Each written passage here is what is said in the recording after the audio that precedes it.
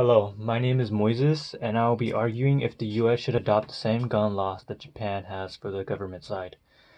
Guns have been a part of our culture for many years, but guns were made with the intent to kill. If someone used a gun on someone, a loved one could die. The US also has a very high gun death rate per year. This is why we need to adapt to Japan's gun laws so that there would be less death in the US. For contention 1, according to the trace.org,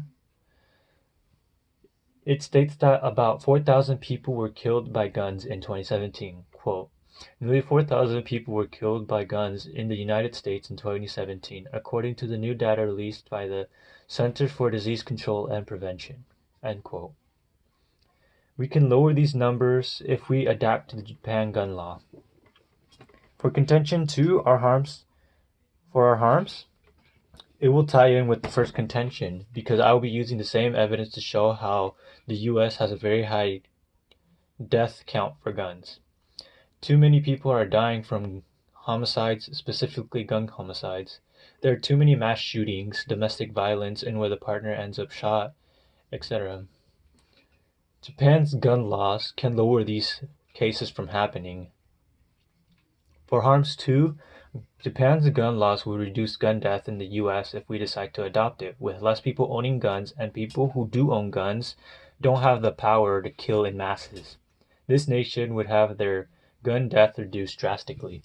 According to JapanTimes.com, Japan has a very low gun death than what the US has. Quote, the number of gun deaths in Japan totaled 6 in 2014, compared to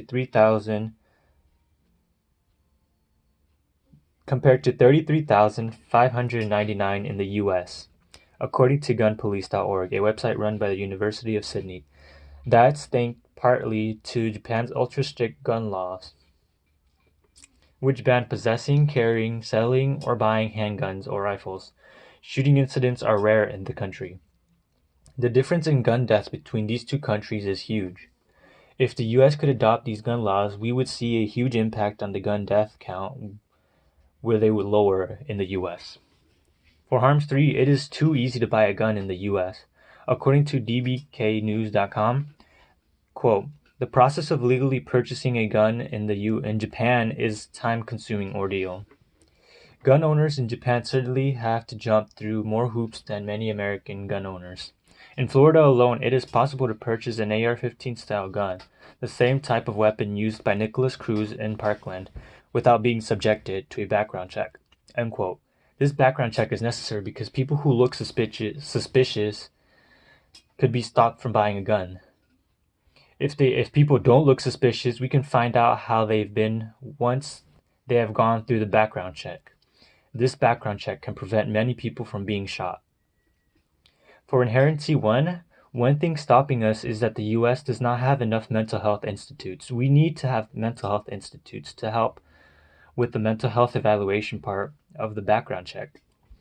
According to learnhowtobecome.org, quote, unfortunately, there are not enough mental health professionals to go around. Over 89 million Americans live in an area with a shortage of mental health professionals. Even those who do have access cannot always afford it, end quote.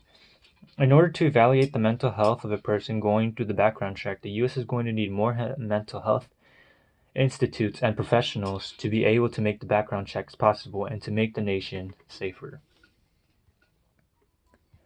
For inherency 2, another thing stopping this law from passing is that the US has 120.5 guns per every 100 person in the US. Also, the gun rights protected under the Second Amendment from the Bill of Rights. An article from procon.org talks about the Second Amendment. The Second Amendment, quote, the Second Amendment of the U.S. Constitution reads, as well, a well-regulated militia being necessary to the security of a free state, the right of the people to keep and bear arms shall not be infringed. Gun ownership is an American tradition older than the country itself and is protected by the Second Amendment. More gun control laws would infringe upon the right to bear arms. Our rights were made so that people can do whatever they wanted, as long as other people are not getting hurt. But there are so many people dying and getting hurt because people abuse this right. So the US has to restrict the gun laws. Just like the Japan gun law, people will still have shotguns and air rifles, and people won't have any handguns or assault rifles that can kill many people in a short period of time. For the plan, the US will try to buy back the gun that are not in the new gun laws. People with misdemeanors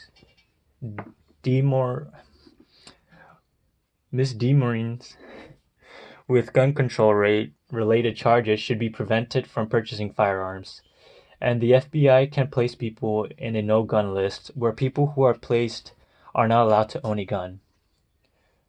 The Bureau of Alcohol and Tobacco, Firearms, and Explosives will help enforce this law, and the funding will come out of government and taxes. For the first solvency, implementing stricter gun laws can reduce gun deaths.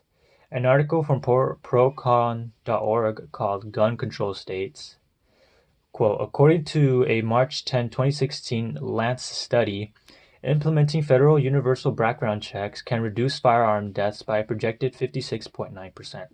Background checks for ammunition purchases can reduce deaths by a projected 80.7%. A gun identification requirement could reduce deaths by a projected 82.5%. Gun licensing laws were associated with a 14% decrease in firearm homicides. These background checks can help reduce the gun deaths of the nation by a lot. Now restricting the type of guns people are able to have is an obvious way to reduce gun deaths in this nation. For the second solvency, a long list of tests and examinations are needed to be passed in order to own a gun in Japan. This makes it difficult to have access to one. An article called Japan Has Almost Completely Eliminated Gun Deaths, Here's How, from the BusinessInsiders.com states, quote, If Japanese people want to own a gun, they must attend an all-day class, pass a written test, and achieve at least 95% accuracy during a shooting range test. Then they all have to pass a mental health evaluation which takes place in a hospital and pass a background check in which the government digs into their criminal records and interviews friends and families. They can only buy shotguns and air rifles, no handguns, and every 3 years they must retake the class and initial exam. This will make it harder for people to get a gun. It will also show that the person who wants to get a gun is responsible enough to handle it. For the third solvency, mental health is troubling for a lot of Americans. Japanese law says if a person has a mental illness, they can't own a gun, keeping guns away from unpredictable people. An article called Mental Health in the Workplace from the CDCP states, quote, mental health disorders are among the most burdensome health concerns in the U.S. Nearly 1 in 5 U.S. adults ages 18 and older reported a mental illness in 2016. Many people won't be able to get a gun. The fewer guns people have, the safer the community. And last, for our advantages, the U.S. has a very high gun death rate. A quote from the NPR.org in an article called How the U.S. Compares to Other Countries in Deaths from Gun Violence states, quote, the United States has one of the highest violent crimes with firearms. Our violent crime is very lethal compared to other countries because we have an easy way of access to such powerful weapons to do it. If the plan is to go through this unique problem in the U.S. would be diminished. With these new laws, we can lower these gun death rates in the U.S.